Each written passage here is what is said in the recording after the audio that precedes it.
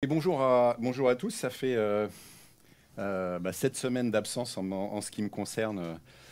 Donc forcément, on est triste d'avoir quitté notre petit village des Cévennes. Et en même temps, on est tellement heureux de vous retrouver. Vous êtes la famille, hein, comme Akli a l'habitude de le dire. Voilà, alors... Moi, j'ai passé l'essentiel de l'été à la montagne. Alors, ça m'a inspiré et ça m'a inspiré à comparer ce matin la vie à une course autour du monde à la voile. Logique, hein, montagne, voile. Et vous allez comprendre pourquoi. Alors, chacun, en fait, on a notre bateau, chacun notre parcours, parce qu'on a chacun sa vie. Alors, on peut voyager tout près, on peut voyager en meute, mais on a chacun notre bateau, notre course autour du monde. Et notre vie, elle est faite de nouveaux départs, elle est faite d'escales, elle est faite de changements de météo, elle est faite de changements de circonstances, elle est faite parfois d'avaries, parfois d'euphorie, etc., etc. J'ai envie de m'adresser en particulier aux jeunes ce matin. Alors les plus anciens, ça devrait vous parler aussi. Mais pour ceux qui sont encore en études, qui vont attaquer là une année scolaire, vous allez attaquer une nouvelle traversée. Pour les moins jeunes, la pause de l'été a été je l'espère, bienfaisante. Et quoi qu'il arrive, ce mois de septembre, il représente de toute façon en général un démarrage de cycle qu'on peut assimiler aussi à une nouvelle traversée. Peut-être qu'on part sur une traversée qu'a priori on connaît bien. Hein, peut-être qu'on va aller de Paris de Brest à New York, ou de New York à Brest, et qu'on a l'habitude de faire cette traversée. Mais de toute façon, on ne sait pas ce qui va se passer, quoi qu'il arrive. Et puis peut-être qu'on change de destination, peut-être que certains d'entre vous avaient changé de boulot, Wiki, pendant l'été. Voilà, donc... et je voudrais nous encourager ce matin, et je m'inclus dedans, à être des navigateurs enthousiastes et pleins d'assurance. Et j'ai découvert, grâce aux jeunes, et pourquoi est-ce que justement c'est le thème du bateau qui est là ce matin, alors que j'ai passé l'été dans les vacances, dans les montagnes, c'est que j'ai découvert, grâce aux jeunes, un morceau de musique. Alors mon père n'aurait pas appelé ça de la musique. Je vous préviens tout de suite. Peut-être de la musique de Zozo. Hein, c'était... voilà, mais que nous avons chanté tous ensemble avec les jeunes, avec beaucoup d'entrain. Ceux qui sont sur le groupe WhatsApp de l'église, vous avez vu une petite partie de ça. Et nous avons dansé, nous avons chanté sur ce chant. Nous avons été bras dessus, bras dessous. Et ce temps plein de joie, moi, je l'ai trouvé extrêmement fort. Je l'ai trouvé très, très fort parce que oui, Jésus est dans mon bateau. Alors, le titre du chant, c'est Jésus est dans mon bateau. Et le titre du message, c'est Jésus est dans mon bateau. Chanter avec les jeunes, ces paroles toutes simples, mais tellement incroyables par la réalité qu'elles expriment, m'a enthousiasmé. Et en fait, vous allez voir, les paroles sont très, très simples. Et encore une fois, elles expriment une réalité extrêmement forte. On va l'écouter. Ça dure 1 minute 50. Donc, ceux qui ne sont pas trop porter sur ce type de musique, écouter les paroles et déguster cette joie. Alors, c'est pas nous, hein, les jeunes, je vous rassure, c'est pas nous là sur la vidéo, c'est le clip officiel de ce morceau. Mais encore une fois, ce moment qu'on a passé avec les jeunes, bras dessus, bras dessous, à sauter et à dire Jésus est dans mon bateau, il m'a fortifié, les paroles m'ont fortifié, et on va rentrer un petit peu dans pourquoi ça. Et donc, je vous invite à écouter. Alors, j'espère que ça va marcher. S'il y a les pubs de Facebook, de YouTube au début, on fera un petit peu de silence. Alors, normalement, non. Tac. Est-ce qu'il y a Internet? Bonne question. Alors, attends, je vous laisse... Il n'y a pas le Wi-Fi? C'est dommage. Il n'y a pas le Wi-Fi. Et il n'y a pas de partage de connexion possible? J'aimerais quand même qu'on puisse l'écouter. Bon, je vais vous lire les paroles. Et puis, entre-temps, si vous pouvez nous mettre un partage de connexion. Alors, par contre, voilà. Je ne sais pas pourquoi ça fait ça. Voilà. On reviendra du coup sur le morceau. Je vais vous lire les paroles. Jésus est dans mon bateau. Alors, on répète Jésus est dans mon bateau, Jésus est dans mon bateau, Jésus est dans mon bateau, et on saute. Parce qu'on est heureux. Et là, il y a ce petit refrain qui dit « Même dans la tempête et même dans les vagues, Jésus, lui, il dort au fond du bateau. » Et on va y revenir. Il ne dort pas à ne rien faire. Il dort parce qu'il est en confiance. Et alors, il y a un petit passage de rap. Je crois que l'artiste s'appelle Konosko. J'ai découvert plein de trucs cet été. Hein. Qui dit « Papa, désolé, j'ai beaucoup parlé. Et souvent, j'ai manqué de foi. Trop souvent, j'ai manqué de toi, de ta présence et de tes bras. Qui est cet homme à qui vents et marées obéissent à chaque fois? J'ai entendu et ont vu ta puissance au roi des rois. » Alors ça, c'est du rap. Oh daddy, oh je te confie ma vie. Pourquoi paniquer si tu conduis? Merci pour les épreuves. Une étoile brille mieux à travers la nuit. J'avais tête sous l'eau, tu m'as relevé, t'as fait le boulot. À deux, jamais solo. Avec Jésus dans mon bateau. Et j'ai Jésus dans mon bateau, j'ai Jésus dans mon bateau. Jésus, même dans la tempête et même dans les vagues, Jésus, lui, il dort au fond du bateau. Voilà, alors, je vous invite à relire. Bon, c'est pas grave pour le partage de connexion, on verra à la fin si c'est bon. Bon, écoutez, on va le passer. Je vous laisse le lancer, si vous voulez bien.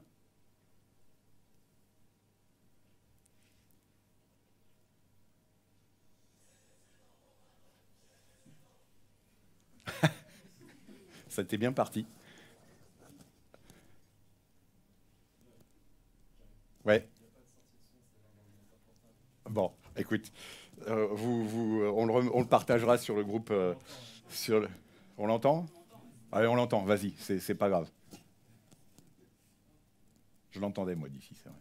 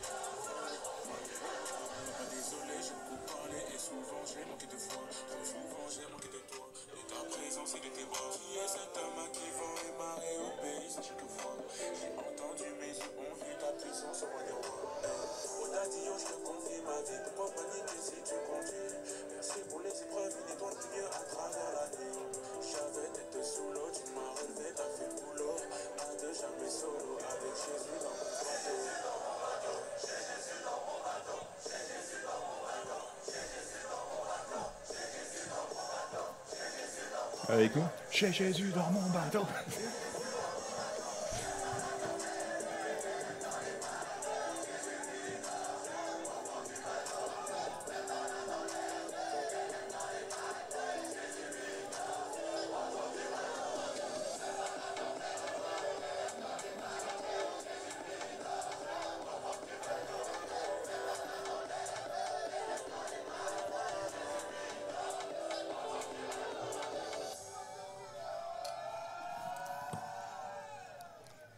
Voilà.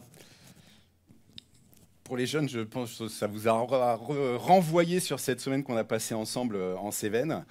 On va relire ensemble, en fait. Alors, il est très, très court, ce passage. On le trouve dans les 3 évangiles, Matthieu, Marc, Luc. Et il est très, très similaire. Il y a quelques mots qui changent. J'ai pris Luc chapitre 8, versets 22 à 25. Donc, on la connaît bien. Mais c'est la parole et la parole nous parle. Donc, un jour, Jésus monta dans une barque avec ses disciples.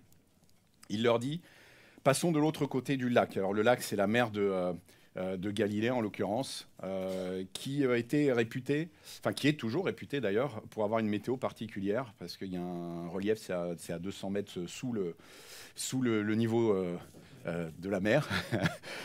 Et Bob et Véro pourraient nous en parler. Hein, vous avez navigué dessus, il me semble. Voilà, et c'est connu pour avoir des moments, parce que changement de température, relief élevé au-dessus, avoir des tempêtes fortes. Et donc Jésus leur dit « Passons de l'autre côté du lac ». Et ils partirent. Pendant qu'ils naviguaient, Jésus s'endormit. Un tourbillon fondit sur le lac, la barque se remplissait d'eau et ils étaient en péril. Ils s'approchèrent et le réveillèrent en disant « Maître, maître, nous périssons ». S'étant réveillé, il menaça le vent et les flots qui s'apaisèrent et le calme revint. Puis il leur dit « Où est votre foi ?» Saisis de frayeur et d'étonnement, ils se dirent les uns aux autres « Quel est donc celui-ci qui commande même au vent et à l'eau et à qui ils obéissent ?» Donc on voit ces disciples qui prennent la mer, pas forcément très grande, mais qui présentent des dangers. Et ces disciples, certains d'entre eux, vous vous souvenez, étaient pêcheurs professionnels. Donc ils n'en étaient pas à leur premier tour en pédalo. C'était vraiment des gens qui étaient des pêcheurs aguerris. Et ça veut dire que ça devait quand même, pour reprendre un terme de marin, tabasser. Voilà, donc ils craignent pour leur vie. Jésus, lui, il dort au fond du bateau. Il réveille Jésus. Jésus calme le vent et la mer. Jésus leur fait un reproche quelque part. Il leur dit « Votre foi, qu'est-ce que c'est que cette foi que vous avez ?» Et les disciples, eux, se posent des questions sur l'identité de Jésus. Alors je vous invite à 3 étapes ce matin. La première, c'est de considérer que Jésus est dans le bateau avec les disciples. Donc les disciples ont Jésus dans leur bateau. Et première question, est-ce que Jésus est dans ton bateau ? Alors Jésus, lui, en l'occurrence, dans ce passage, on voit que c'est Jésus qui prend l'initiative, qui dit on prend le bateau, on traverse. Et on peut constater la chance, entre guillemets, qu'ont les disciples d'avoir Jésus dans le bateau. La tempête arrive et ils ont Jésus à portée de main qui peuvent réveiller, Jésus qui calme cette tempête. Alors pourquoi est-ce qu'ils ont Jésus dans le bateau ? Simplement parce qu'ils ont obéi. Ils ont fait ce que Jésus leur demandait. Alors ça fait un moment qu'ils suivent Jésus. Ce sont des disciples, ils l'ont pris pour maître, ils ont envie de le suivre. Et là, en l'occurrence, ils sont dans une situation où c'est Jésus qui a choisi. Avoir Jésus dans notre bateau, à nous, donc dans notre vie, pour reprendre cette image du tour du monde en bateau, c'est écouter Dieu nous appeler. Dieu qui nous dit « Je veux diriger ta vie ». Je ne veux pas juste être dans ton bateau, je ne veux pas juste être à bord avec toi. Je vais te montrer, je vais te coacher, je vais t'accompagner, mais je suis à bord avec toi. Et tu vas diriger ton bateau, c'est toi qui diriges ton bateau. Mais tu vas vivre ta vie en écoutant mes instructions. Et je serai avec toi. Et ça, c'est super fort. À chaque instant. J'ai écouté en rentrant en voiture la prédication de Xavier, où tu as insisté sur ce que Piper disait, sur finalement l'essentiel, c'est la présence de Jésus. Avant d'être saint, finalement, c'est pas je suis saint pour être saint, je suis saint parce que ça me donne une proximité avec Jésus. Et là, ce que Jésus propose, c'est d'être dans notre barque, dans notre bateau, avec nous à chaque instant. Lui, le Dieu créateur, lui, le Dieu d'amour, et qui nous comprend comme personne. Et qui nous comprend notamment parce que ce Jésus a été fait homme et ce Jésus a connu cette condition humaine qui est la nôtre. C'est pas ce Dieu déconnecté, c'est pas ce... Voilà. Et quelle grâce! Parce que ce Dieu saint, il dit, je viens avec toi dans ta vie, dans ton bateau, si tu le veux. Donc nous avons Jésus dans notre vie dès lors que nous nous soumettons à Dieu. C'est pas juste, j'ai mon bon génie, je le mets sur mon bateau, je fais appel quand... voilà, c'est avoir Jésus dans mon bateau, c'est Jésus mon capitaine. Et avec Jésus mon capitaine, il me promet de m'envoyer le Saint-Esprit. Donc le Saint-Esprit est avec moi à chaque instant.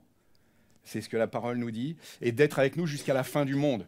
C'est aussi ce que Jésus dit à ses disciples au moment où il repart, entre guillemets, avant son dernier retour, qui sera le retour victorieux. Alors, maintenant, attention, pendant ces traversées, du coup, on va avoir des escales, on a des escales, on peut considérer que le dimanche matin est une escale, on peut considérer que le temps de rendez-vous avec le Seigneur chaque matin, pour certains, est une escale, voilà. Et que chaque journée va être une traversée, que chaque année est une traversée, etc. Mais vraiment, donc, notre vie est faite de ces traversées. Mais on peut être tenté de faire certaines traversées sans Jésus. Ou nous pouvons faire certains choix qui démontrent que Jésus n'est pas totalement le maître à bord. la façon dont je vais enrouler la corde. Pour ceux qui ont déjà fait du bateau à voile, il y a des méthodes, il y a des façons de faire. Si je fais le nœud comme je ne dois pas le faire, je vais avoir du mal à le défaire. Et je peux décider dans ma vie, par exemple, de prendre une direction qui n'est pas celle que le Seigneur me demande de prendre. On a un bel exemple dans la parole, toujours en bateau, Jonas. Jonas qui décide de prendre un bateau et d'aller à l'opposé de Ninive, là où le Seigneur voulait l'envoyer. Nous, on peut faire des choix. On peut faire des choix professionnels sans nécessairement demander au Seigneur. Je l'ai déjà partagé aux jeunes. J'avais bossé en tout début de carrière 3 années à Singapour et puis mon patron de l'époque qui était en France m'avait dit Diebold, je vous propose de rentrer en France, de prendre ce job-là, vous ne pouvez pas le refuser. Il n'y a que... et c'était un cadeau. Et très sincèrement, je n'ai pas pris le temps de demander au Seigneur. Et ça a été 2 années, alors qui ne sont pas mal passées, mais c'était chaud. Et c'était chaud parce que je pense que je n'étais pas complètement à ma place. Et que le Seigneur est bon, le Seigneur est plein de grâce, et le Seigneur ne m'a pas sanctionné, mais ça a été plus dur que si j'avais été exactement, et que j'avais dit au Seigneur, Seigneur, c'est toi qui as les commandes de mon bateau. Et ce moment-là, cette escale-là, j'ai pris un peu plus la direction que mon orgueil, parce qu'il y avait une part d'orgueil là-dedans, que mon orgueil m'incitait à choisir. Donc c'est un exemple, une illustration. Donc on peut choisir un travail qui en soi n'est pas ce que le Seigneur souhaite pour nous, parce que relation néfaste, parce que simplement l'activité en elle-même n'est pas à la gloire du Seigneur, etc., etc. Ah oui, mais il faut que j'ai un salaire. Non, pas forcément. Le Seigneur pourvoira. Fais confiance. Relation, toujours, on en revient souvent, hein, choix de conjoint, choix de partenaire de vie. Est-ce que je suis là où le Seigneur me demande? Façon de faire, ce que je regarde, ce que j'écoute, ce qui m'influence, etc., etc. Est-ce que Jésus est vraiment à bord de mon bateau, maître de mon bateau? Et je vous invite à lire avec moi le psaume 127. Normalement, il devrait... Non, il n'est pas là. J'ai ma petite animation. Il est ici. Alors, vous lisez le psaume 127, j'ai oublié de coller, puis on lira le 121 tout à l'heure. Si l'Éternel ne bâtit la maison, ceux qui la bâtissent travaillent en vain. Si l'Éternel ne garde la ville, celui qui la garde veille en vain. En vain vous levez-vous matin, vous couchez-vous tard et mangez-vous le pain de douleur. Il en donne autant à ses bien-aimés pendant leur sommeil. Alors, je voudrais vraiment, à la fin de ce message, que chacun d'entre nous, on puisse repartir avec cette idée forte, ancrée, que Jésus est dans notre bateau et qu'on souhaite qu'il soit le capitaine, le maître de notre bateau. Et d'avoir en tête ces 2 passages, psaume 127 et psaume 121, qui nous appellent le psaume 127, à construire avec. Si ce n'est pas le Seigneur qui construit, donc si je ne suis pas dans le plan du Seigneur, c'est certainement pas le Seigneur qui construit. Donc, et si l'Éternel ne bâtit la maison, je construis en vain. Ce que je suis en train de faire, ces projets que j'ai, ça va être en vain. Donc vraiment, soyons vigilants. C'est pas le tout de chanter en sautant « Jésus est dans mon bateau ». Est-ce que Jésus est vraiment le maître de mon bateau? Nous pouvons aussi oublier ponctuellement que Jésus est dans notre bateau, qu'il est en contrôle de toutes choses. Et il y a ces moments où, parce que le stress, parce que l'envie, parce que, voilà, là encore des choix, souvent le stress, où on va oublier que Jésus est là. Et quelque part, commencer à stresser, commencer à faire plein de choses, travailler, peut-être passer un petit peu, la tricher, regarder sur la copie du voisin, stresser, aller chercher d'autres moyens parce que je me dis, je ne vais pas passer la fin de mois financièrement. En vain, nous dit ce psaume 127, vous levez-vous matin, vous couchez-vous tard et mangez-vous le pain de douleur. Il en donne autant à ses bien-aimés pendant leur sommeil. Jésus, lui, il dort au fond du bateau. Et c'est ce qu'elle veut dire, cette phrase. Et on va y revenir. Voilà, Dieu veille. Akli nous l'a rappelé sur nos projets. Il a conçu des projets pour nous, un projet de paix et non de malheur. Toute chose concourt au bien de ceux qui aiment Dieu. Voilà.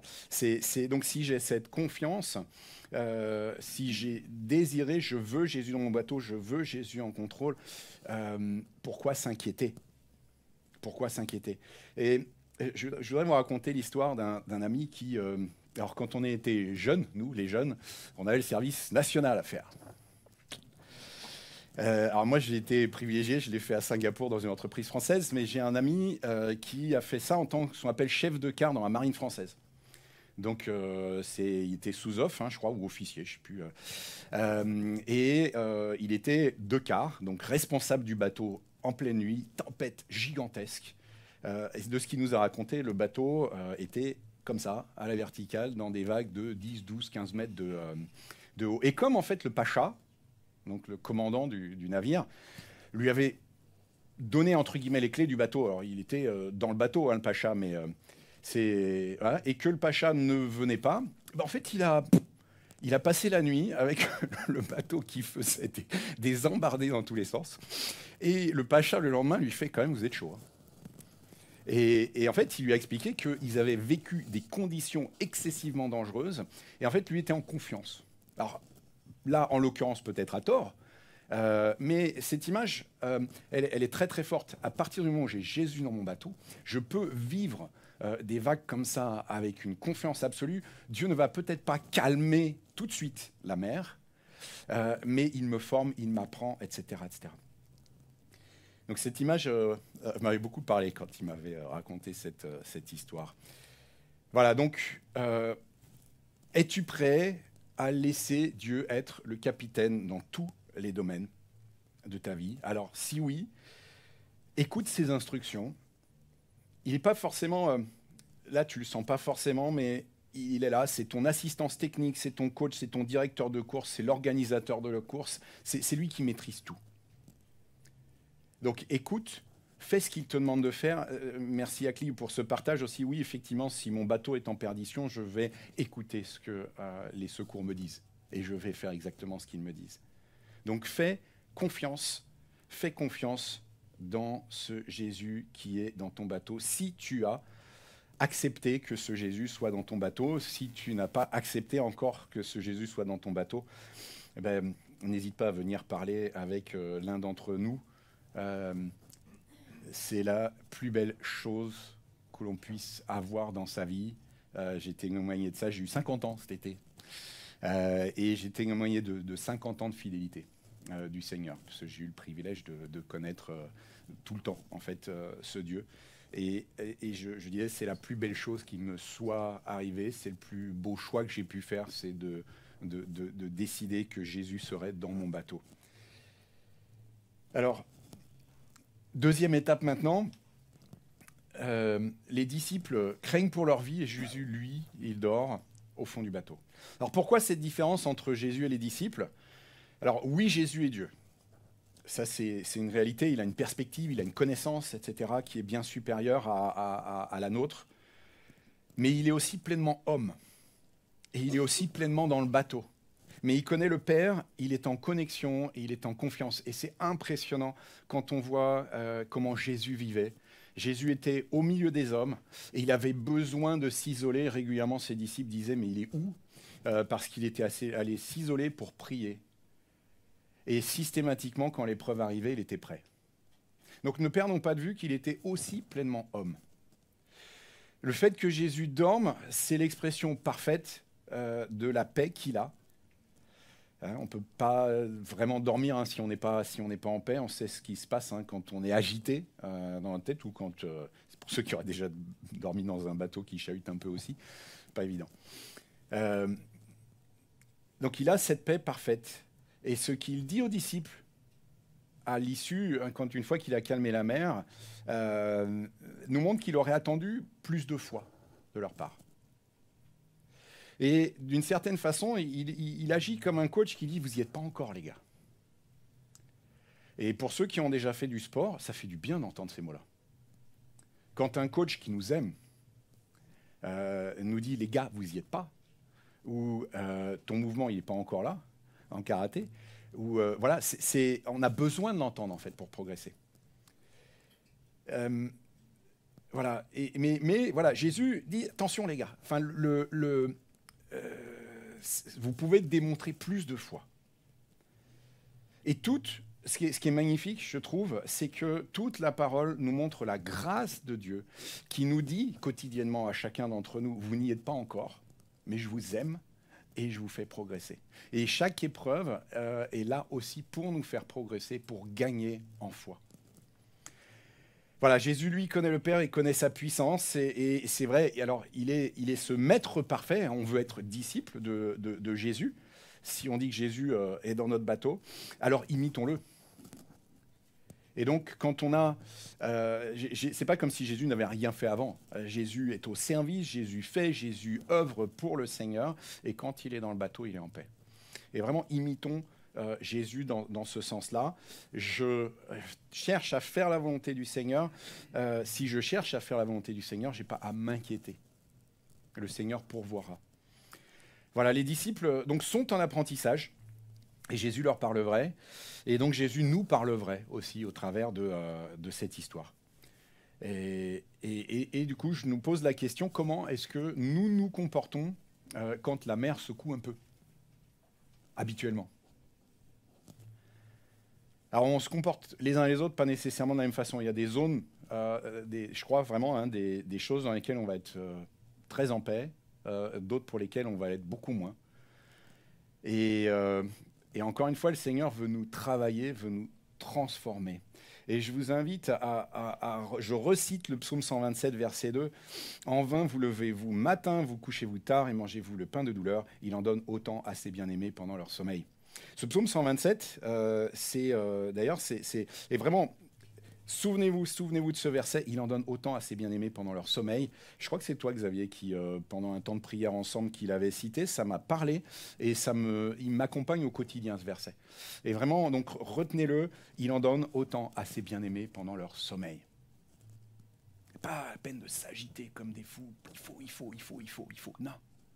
On a notre part à faire et le Seigneur nous a fait hommes avec ce besoin de repos aussi. Et hop, on va aller lire le psaume 121. Alors, il est super connu, mais qu'est-ce qu'il est fort. Alors, il y a plein de chants qui reprennent des portions de ce chant. « Je lève les yeux vers les montagnes, d'où le secours me viendra-t-il? Mon secours vient de l'Éternel qui a fait la terre, le ciel et la terre. Il te gardera des faux pas, ton gardien ne dormira jamais. » Et ça, il y a un chant aussi bien connu de Impact. Non, jamais, il ne dort, jamais, il ne sommeille, le gardien d'Israël. L'Éternel sera ton gardien. L'Éternel est à ton côté, comme une ombre qui te protège. Et durant le jour, le soleil ne te causera aucun mal, ni au cours de la nuit, la lune. Oui, l'Éternel te gardera de tout malheur, il gardera ta vie. L'Éternel veillera sur toi de ton départ à ton retour, dès maintenant et à jamais. Voilà, donc pour ta traversée, là, ce début septembre qui arrive, voilà, je lève les yeux vers les montagnes. Imagine que tu es dans cette mer de Galilée, tu n'as que des montagnes autour. Le secours me vient de l'Éternel. Et jamais il ne dort. Jésus, lui, il dort au fond du bateau. Ça, c'est parce que Jésus, homme, était en paix. Jamais il ne dort, celui qui te garde. Donc Dieu veut nous conduire et nous protéger des éléments, les éléments naturels, les puissances occultes, les menaces sur nos vies, etc., etc. Est-ce que, question, il y a un domaine que tu n'as pas lâché à l'Éternel? Est-ce qu'il y a encore un domaine? Est-ce qu'il y a une zone d'ombre? Est-ce qu'il y a quelque chose sur lequel tu n'as pas dit, Seigneur, ça, je te laisse? Ça ne veut pas dire que ça va partir du jour au lendemain, mais ça, Seigneur, je te le confie. Ce combat-là, je n'arrive pas tout seul. J'ai même pas envie. Parfois, il y a des choses qu'on n'a pas envie de lâcher. Et Seigneur, donne-moi la force. Seigneur, rends possible. Rends-moi capable de. Voilà. Donc le Seigneur nous demande vraiment de lui faire cette confiance absolue. Et puis, Donc on arrive à ce moment où Jésus calme le vent et la mer. Dieu est tout-puissant. Dieu est amour, etc., etc. Ne l'oublions pas.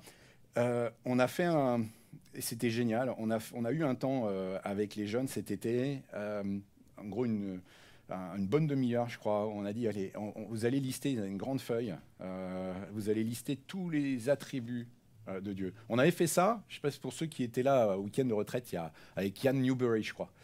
On avait listé les attributs de Dieu. Moi, ça m'avait nourri, ça m'avait fait un bien fou. Et je crois que les jeunes, de ce que j'ai compris, ça vous a parlé. Ce qu'il est et ce qu'il a fait. Et voilà, redisons ce que le Seigneur, qui le Seigneur est et ce que le Seigneur a déjà fait pour nous. Jésus reproche aux disciples leur manque de foi. On voit qu'il est dans cette logique d'apprentissage. Et encore une fois, Dieu n'agit pas forcément instantanément, parce qu'on est là pour apprendre. Et au travers de ces épreuves, il va nous former. La bonne question que se posent les disciples dans ce contexte-là, c'est « Mais qui est donc celui-ci à qui même le vent et la mer obéissent ?» Et donc, encore une fois, c'est ça la bonne question, c'est qui est-il? Et donc, plus je me nourris de qui est Dieu, parce que j'écoute, je lis la Bible, je me nourris des prédications, des temps de louange, des temps de prière, etc., des témoignages, merci Yuiki pour ton témoignage, plus je suis conscient de ce que le Seigneur fait au quotidien et de ce qu'il peut faire, pas seulement de ce qu'il veut faire, mais de ce qu'il peut faire. Voilà, donc Dieu peut nous conduire et nous protéger. Et j'avais envie de partager ces paroles. Alors c'est un chant, c'est un vieux cantique anglais. Alors vous avez à gauche la traduction, la partie anglaise, à droite la traduction que j'ai faite rapidement. Alors c'est loin d'être parfait, je ne suis pas traducteur professionnel. Ce qui me parle alors ce chant il est super fort. Cherchez-le sur YouTube si vous ne le connaissez pas, c'est très très fort. Et là, c'est la deuxième strophe. « Sois tranquille, mon âme, ton Dieu entreprend de guider l'avenir comme il l'a fait pour le passé. Ton espérance, ta confiance ne laisse rien les ébranler. Ce qui est mystérieux aujourd'hui sera brillant à la fin. Sois tranquille, mon âme, les vagues et le vent, tiens, avec un T, c'est mieux, connaissent encore sa voix qui les a gouvernés quand il habitait ici-bas. » Moi, en particulier, là, c'est cette phrase en anglais, His voice who ruled them while he dwelt below. Voilà, il y a toujours cette emprise du Seigneur sur nos circonstances. Toujours, toujours, toujours, toujours. Allez l'écouter si vous ne le connaissez pas, ce morceau. Juste avant de conclure, un dernier témoignage. Alors, j'étais pas en avance pour finir mon PowerPoint et j'ai oublié de coller une image d'un article de journal d'un jeune qu'on connaît en Cévennes, qui s'appelle Samuel Bourdon, qui s'est converti, il s'est fait baptiser en mars. Il a des parents chrétiens, fils unique, des parents qui avaient tellement touché à plein de trucs, fiesta, en allant très très loin, que quand ils se sont convertis, ils ont basculé dans on chasse tout ce qui peut être de près ou de loin du monde. Ce qui fait que Samuel a grandi dans une ambiance, en étant fils unique, qui l'a un peu étouffé. Alors c'était son ressenti. Et puis à 18 ans, il a commencé à faire les 400 coups et il est devenu anti-Dieu. Mais vraiment fermement anti-Dieu, et il nous a témoigné, il nous disait, même quand j'allais déjeuner chez mes parents, je ne voulais pas qu'ils fassent la prière avant de déjeuner. Donc vraiment, il avait repoussé, hein, voilà. Et c'était un militant, on va dire. De fil en aiguille, le Seigneur l'a rattrapé. Il bossait dans une usine qui fait du café. Il a décidé de reprendre l'exploitation d'oignons doux des Cévennes de sa maman, qui prenait sa retraite. Et donc, il attaque en janvier, il se fait baptiser en mars. Et puis, à peu près à ce moment-là, au moment où on doit planter, Le patron de la coopérative dit, bah, écoutez les gars, avec le manque d'eau qu'on a depuis des années, il va falloir planter la moitié de ce qu'on a l'habitude de planter. Et là, Samuel, qui était dans ce temps de construction avec le Seigneur, on est tous en construction avec le Seigneur, mais tout à coup sort de cette réunion et dit, mais mince, pourquoi j'ai fait ça? Vraiment, enfin, voilà, ce moment où la tempête secoue. Voilà, pourquoi j'ai quitté l'usine, etc., etc. Puis il a dit donc à sa future femme, il se marie samedi prochain, qui est une des jeunes qu'on a vu grandir aussi en Cévennes. Et il lui dit, mais pourquoi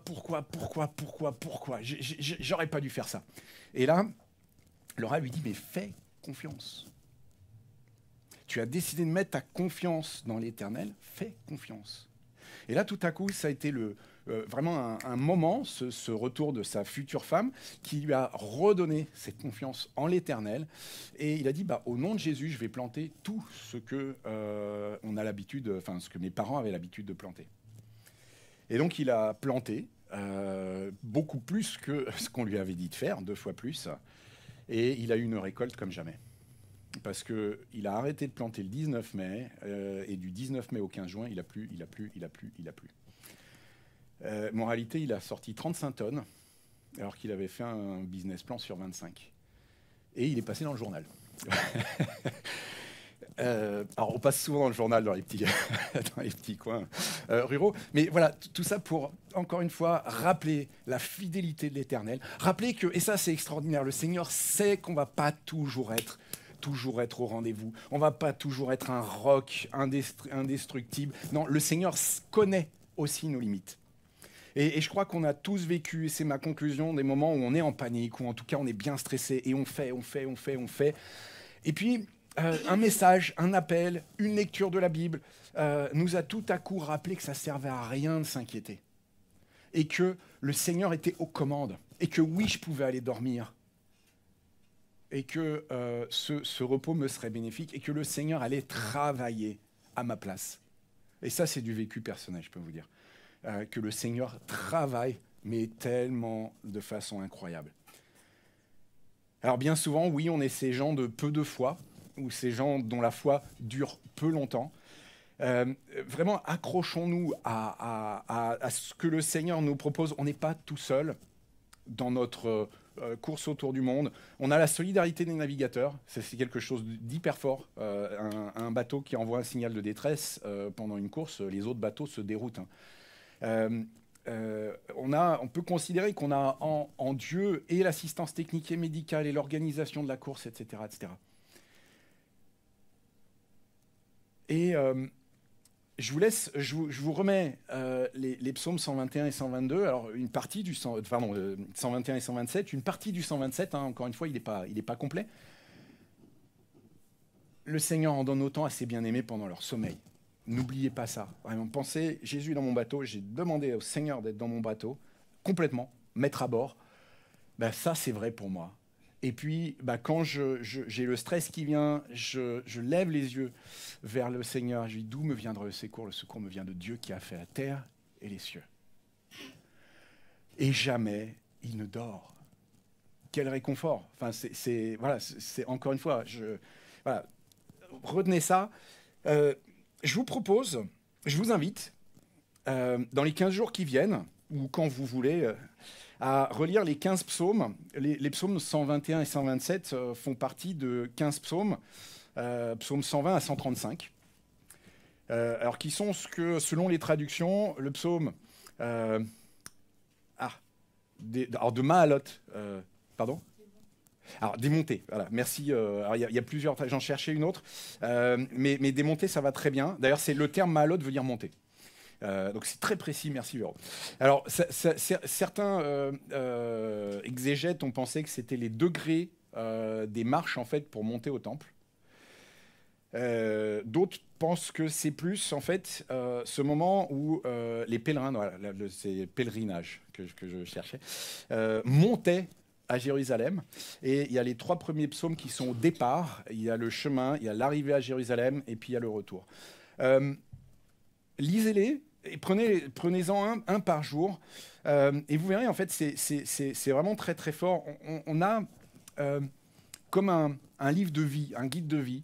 Alors, de toute façon, c'est la parole, hein, mais en particulier sur ces 15 psaumes qui alors, sont courts, c'est facile. Et vous allez voir que... hop, je change juste, toc toc, j'ai besoin de ma petite anti-sèche.